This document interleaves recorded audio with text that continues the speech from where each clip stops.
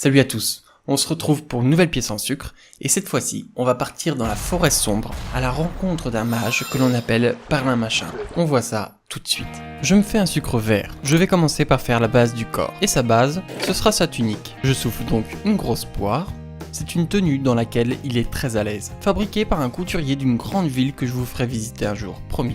J'ouvre les deux extrémités et je retravaille la forme du bas du vêtement. On doit voir les formes de ses jambes apparaître. J'élargis aussi la partie du bas pour former ses hanches. J'accentue un peu cet endroit puisqu'il aura sa ceinture.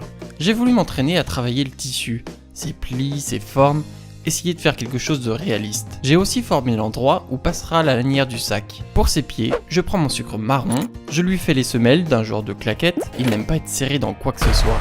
Même sa cabane n'a rien d'isolé. J'ai également fait un sucre couleur peau. Je forme avec des billes pour ses doigts de pied, en formant au bout ses ongles. Je les colle les uns aux autres, les place sur les semelles et ajoute une partie du pied. On referme tout ça avec des rubans de sucre marron. Je les place sous le vêtement que j'ai chauffé pour qu'il plie par-dessus. Toujours avec le sucre marron, je l'enlace avec sa ceinture. Elle va lui servir à accrocher quelques potions, toujours utiles pendant les cueillettes nocturnes. On croise toutes sortes de créatures dans cette forêt. Je peux désormais lui souffler son buste. Pour l'intégrer, je chauffe avec mon décapeur thermique qu'elle prenne bien sa forme. Je lui ouvre l'emplacement des bras. Je fais ensuite sa capuche, c'est un gros disque que j'incurve. Je lui fais pas mal de plis pour donner l'effet que c'est un tissu léger. Je tire un ruban d'un sucre orange foncé avec du noir pour la hanse de son sac. Et on va tout de suite s'occuper de tout son fourbi qu'il contiendra. Des champignons mange-morts que je fais avec une couleur peau mélangée à du noir, des fleurs d'ulzuris, un parfait ingrédient pour les potions de soins. Je fais des pétales avec un sucre rose.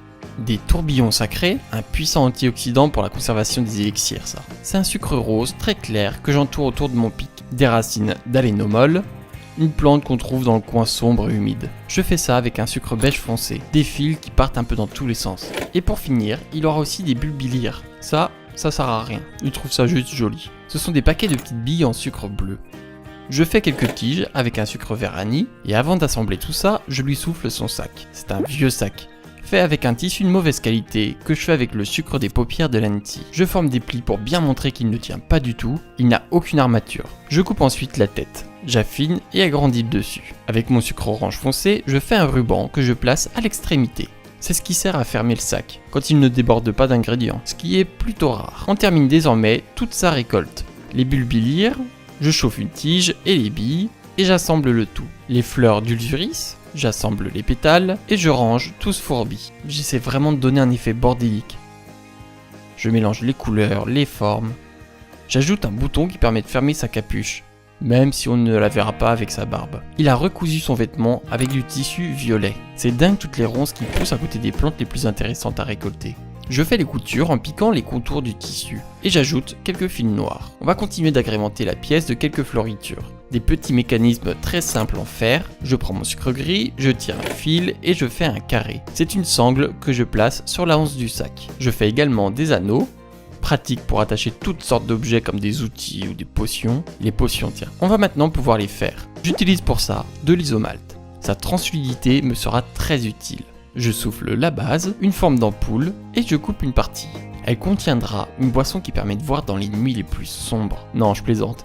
C'est juste de l'eau. Il a tout le temps soif. Je fais les petites cordelettes avec un sucre jaune que j'ai entortillé, et les bouchons de liège avec le même sucre que les champignons mange-morts. J'assemble les trois éléments. Je pique un peu les bouchons et je place ça à sa ceinture. On en vient à la tête. Je souffle la base comme d'habitude, une forme de ballon. J'ai retiré le crâne et fait les ouvertures pour la bouche et les yeux. Je suis désolé, la mise au point de la caméra s'est endormie à ce moment-là.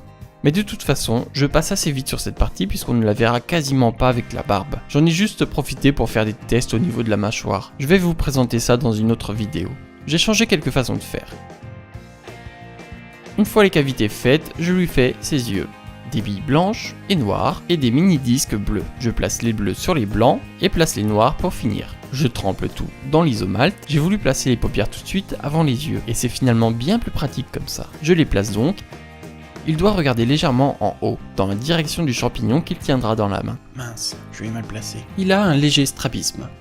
Quoi, c'est moi qui raconte l'histoire. J'ai ajouté dans l'anguette de sucre pour faire des rides et les plis du visage. Son nez est formé à l'aide d'une forme de goutte. est placé, vous l'aurez deviné, au centre. Je retravaille ça avec ma pince, qu'il ait des grosses narines pour pouvoir sentir ses plantes et ses mixtures. Je lui forme ses oreilles, j'ai toujours du mal avec ça. Il faudrait que je prenne le temps de travailler les éléments que je maîtrise pas. Je place ensuite la tête sur le corps et je fais tout de suite sa barbe. Avec le sucre orange, je place d'abord un grand triangle, ensuite une grosse moustache et quelques plaques entaillées pour avoir un beau volume. Ses sourcils avec des petites tiges tordues. Et pour donner un peu de réalisme, je chauffe et raye tout ça. On en vient à son chapeau. J'utilise un sucre gris très clair, je fais un disque que je place sur la tête. Je souffle ensuite un grand cône que je déforme en chauffant avec mon décapeur thermique.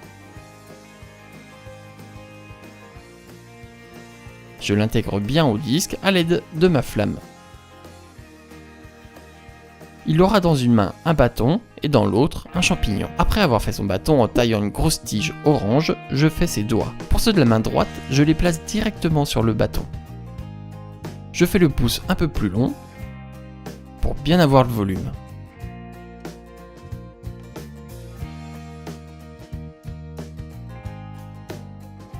Je leur ajoute l'avant-bras et je fais les manches. Des simples cylindres avec le sucre vert. Il y a un bracelet, fait avec des perles d'illumène, que l'on trouve au fond du lac plein d'eau, bien plus à l'ouest d'ici. Je le fais avec des billes beige et marron.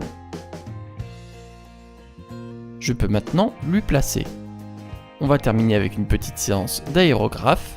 Je pense finalement que l'aérographe c'est bien, mais à petite dose. Le colorant alimentaire reste un colorant et pas une peinture. C'est pas très joli les grosses couches. Ou alors je sais peut-être pas encore bien m'en servir. Après avoir donné une couche bleu clair, bleu foncé et noir sur le chapeau, j'ai fait quelques ombrages sur sa tenue, ses objets et sa barbe. J'ai également donné une petite teinte rouge sur quelques parties du corps. On va en profiter pour lui acheter une potion de soin. Et voilà, Perlin Machin, notre petit mage de la forêt sombre, est maintenant terminé.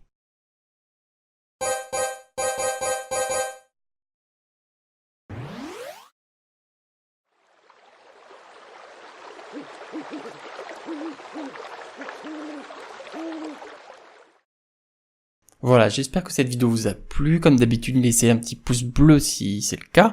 Partagez-la, montrez-la à des amis, à la famille, pourquoi pas. Je vous rappelle que sur mon site internet jeromebrasseur.net, toutes les créatures, les personnages, les lieux sont répertoriés. Et je vous rappelle aussi qu'il y a un Discord sur lequel vous pouvez venir discuter, partager des créations, des dessins, des sculptures, des pâtisseries, pourquoi pas. Bref, moi je vous dis à la prochaine pour une nouvelle vidéo.